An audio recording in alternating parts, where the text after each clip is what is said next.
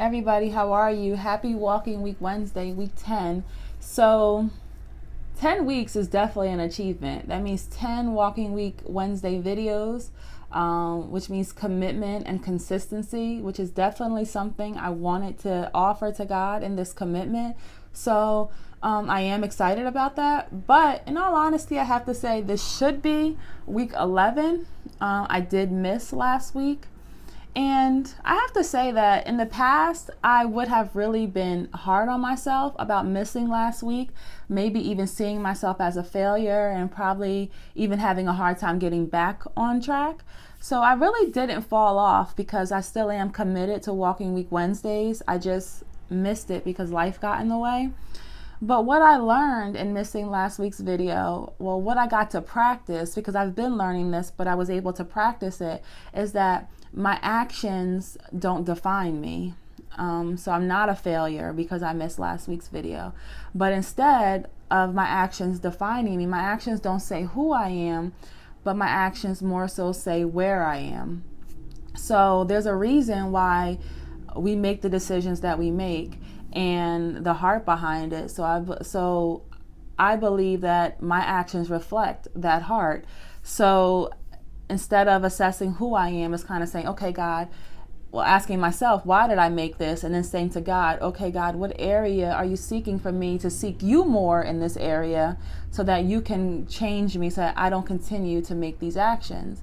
So in seeing myself or in seeing my actions as a way of change and identifying where I am and where God is drawing me to draw closer to Him, then that allows for some grace and doesn't allow for condemnation on my actions, but it just says, okay, you have to draw closer to God in these areas so that He can change you inwardly, and then your actions can represent that. So that was cool. But in asking myself why I missed last week's video, it leaves some vulnerability there on you having to be real with yourself on why did I make this decision to just forego last week's video? So the reason is because if you've watched my videos before, I was taping out in LA, shooting them in LA because I'm moving out there in less than a month. So I'm transferring positions in my job. So I just came back last week and I was tired. I was jet lagged, and also I'm just really busy at work right now. I am learning the new position remotely now that I'm back in on the East Coast, and I'm also transitioning out of the old position. So right now I'm technically doing two positions. So that is definitely consuming.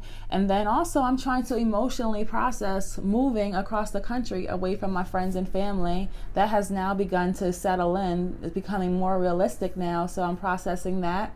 On top of looking for a place to live and just trying to get all of my affairs in order here so I can prepare to leave in the next few weeks. So I believe that had just become very overwhelming. But as I started to think about it, because I couldn't justify that to God, I can't really stick to this commitment I gave you on Walking Week Wednesday because you're calling me to move across the country, and that's overwhelming me. Because I believe that anywhere that God calls us, or the things that God calls us to do, He also gives us the grace and the strength to do it. So if there's something that I know God has called me to be here weekly, to do these entries and to speak about the places that God is calling me and challenging me. So I know this is 100% what God has called me to do. And also I know God is aligning this move. So there's no reason, if God is calling both, that He shouldn't provide the strength for both to happen. So that was just telling me that there's some place that I'm overstepping my boundary out of God's will on what He's calling me to do. And as I was just thinking about that and asking God what that was, I found that I was being overconsumed by the apartment search. I'm talking about every free second I had where I can get my hand on my phone, I'm scrolling, looking at apartments. You have to see my phone. I have like a dozen or two of internet windows open of different sites for apartment searches, because I'm just waiting for that one apartment that I believe God has for me to open up so I can just run in and get it. And I'm like, it's taking up so much of my time because all I want to do is sit there and scroll and wait because I'm just anxious about these things. And God has, and in identifying that, God has told me that I prayed to him that this be his will. He has orchestrated this move so seamlessly, like the way that it just fell into my lap basically. And I gave God control of this move, but then I took it back. So I kind of am digging my hands all in the pot all over again. So I thought that I just want to disclose that right now I'm going through a move. And so my topics might be about situations that affect my move. But I have to say that the overall lesson is not isolated to only anybody that is going through a move or that is changing seasons in life, but that it's about this relinquishing, taking control back from God can happen in any area of anybody's life. It just so happens that this is how it's showing up in my life right now. So please, if you are watching this, don't feel that it's not relevant to you if you're not going through a move, but that there could be a place in your life where God is calling you to walk in faith and to allow him to take control over it, but maybe you've taken control back while you were supposed to be waiting on God. So just don't allow this message to be isolated strictly for anybody who is just moving. So anyway, so in this, I have taken control back from God.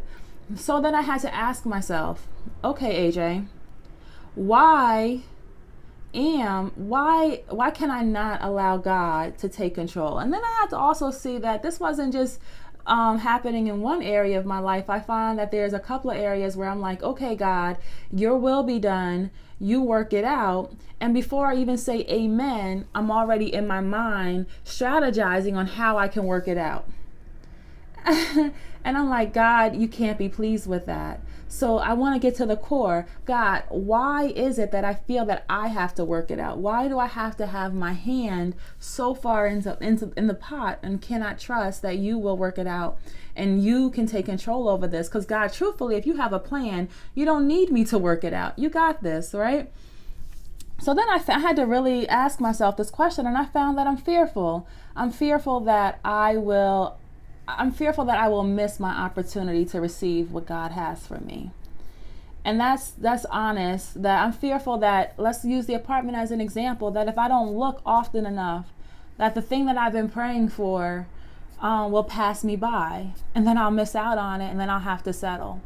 And that's definitely not who God is. And that's not who God is, and that's not what God has. And I really am just humbled and apologetic and truly in repentance of God, a feeling that I have to step in order for it to work out. You know, this reminds me of something that happened a couple of months ago that I felt maybe really applies to this time, because a couple of months ago I was driving into work, and I was pulling into the parking lot, and there was one available parking space for me. And I say it's for me because I felt like that spot was for me. So there was one available parking space that was convenient to where my department is in the building. So any other parking space, I would have had to go to the other side of the building and then walk back over. So there was one parking space left, and there were two cars driving in ahead of me. And one of the cars turned into that parking space. So I felt that spot was for me, not because I righteously felt it was for me, but something told me that spot was for me. And I said, okay, God, because I have to go into the deck now, make a U-turn to come back out to go to the other side of the building to get a spot. And I said, and then this time when I'm turning around, I'm having this conversation with God. And I said, God, are you telling me that if I don't get there on time, that what's for me will be taken? And I'm like, you can't be that kind of God. You know the beginning from the end. So you can't say something is for me, and because I was delayed, that you'll give it to somebody else. So in this 30 seconds that I'm having this talk with God, so I make the U-turn to come back out the parking deck, and I have to go past the spot that I thought was for me that I missed. And as I'm coming out, the person that pulled into the spot, he couldn't fit into the space. So he had to come out and leave. and the spot was available for me to take. And it was so easy for me to park in this spot. And it just showed me that what is for me is for me. It's not going to pass. And that God knows the timing, and He knows what we need, and He knows when we need it. And He knows what He's called us to do and what He's bringing forth in us, and that these things aren't going to pass. There's no delay because God already knows the beginning from the end. So that really that humbled me a lot, because God, you can do this. You don't need my hand in the pot. And here I am, consumed and overwhelmed because I'm trying to do your job, God. I'm trying to step on your toes. And that's not what I ever want to be. And that's not where I ever want to be. I just want God to have total control. It kind of reminds me of Abraham, because God gave Abraham and Sarah such a promise of a child in their old age, and the circumstance. I'm sure they were saying, timing. They were considered only considering the time that they had. They had such little time. They weren't able to bear children in their old age, and so they took matters in their own hand and had Abraham have a son with Abraham's concubine Hagar. And God's like, that's not in my will. So again, here we have Abraham, the father of faith, where he too felt like he had to put his hand in the pot. But yet and still, at the end, God's will prevailed, and God brought forth the promised son Isaac, who He had promised to Sarah and Abraham. So it's just, and honestly, you know what I feel I hear God saying to me? And it's the same thing my mom used to say to me when I was doing too much. I feel like God is telling me to go sit down somewhere. So that's my action right now, and that's what I'm learning, that I need to go sit down somewhere. And in all honesty, if I remember all the things that God has for me, that He has already brought forth, I never had to chase any of it. I never had to be consumed that it would pass me. Everything always aligned in its proper time. So I have to really fall on that and remember that I don't have to chase the blessings that God has for me. I just have to put myself in a position to show up and receive it. So that's great. Never have I had to chase, and I'm not going to start now. And I really just want to work on giving back the control to God and allowing Him to keep it, and not going back to dipping my hand all up in it. But instead, I'm just going to go sit down somewhere. So that's where I am, and that's where God is dealing with me at. So I'll keep you guys updated on that. So again, walking week, Wednesday, week 10. And let's do this. Let's give control back to God on those areas where He has already given us promises, and just believe that He is able to work it out. He doesn't need our hand in the pot, and that we don't have to chase the blessings, because what's meant for us is for us. We'll be the perfect fit. Nobody will be able to fit into our blessings because they're tailor-made for us. So that's what I'm believing, and that's what I'm walking on. And thank you for allowing me to share. So Walking Week Wednesday. I'll see you guys next week. All right. Bye.